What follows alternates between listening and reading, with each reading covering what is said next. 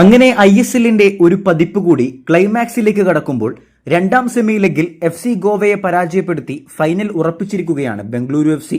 ഇന്ന് നടക്കുന്ന മറ്റൊരു സെമി പോരാട്ടത്തിൽ മോഹൻ ബഗാൻ ജംഷഡ്പൂരിനെ നേരിടുമ്പോൾ മറ്റൊരു ഫൈനൽ പ്രതീക്ഷയിലാണ് മോഹൻ ബഗാൻ. എന്തായാലും സീസണിലുടനീളം മികച്ചുനിന്ന FC ഗോവ ഹതഭാഗ്യരാണെന്ന് വേണം പറയാൻ.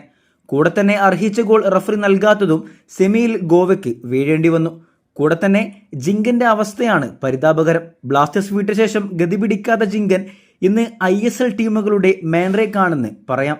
പോകുന്ന ടീം ഗതി പിടിക്കുന്നില്ല എന്നാണ് ആരാധകരുടെ കമന്റുകൾ. ബ്ലാസ്റ്റേഴ്സ് വിട്ട ശേഷം മോഹൻ ബഗാൻ, ബംഗളൂരു FC, ഒടുവിൽ FC ഗോവ. ആർക്കും ജിങ്കൻ ഉള്ളപ്പോൾ കപ്പടിക്കാൻ കഴിഞ്ഞിട്ടില്ല. ഒടുവിൽ കഴിഞ്ഞ സീസണിൽ ബംഗളൂരു വിട്ട ശേഷം FC ഗോവയിലെത്തിയപ്പോൾ ബംഗളൂരു ഇത്തവണ ഫൈനലിൽ കയറിയിട്ടുണ്ട്. ഇനി യാത്ര തുടങ്ങി വെച്ച ബ്ലാസ്റ്റേഴ്സിൽ തന്നെ താരം തിരിച്ചെത്തിയാൽ മാത്രമേ ഗതി പിടിക്കുകയുള്ളൂ എന്നാണ് ചില ആരാധകരുടെ അഭിപ്രായങ്ങൾ. എന്തായാലും ISLനു ശേഷം ഏപ്രിൽ 20 ആരംഭിക്കുന്ന സൂപ്പർ കപ്പിൽ ടീം ലൈനപ്പ് സെറ്റായിട്ടുണ്ട്.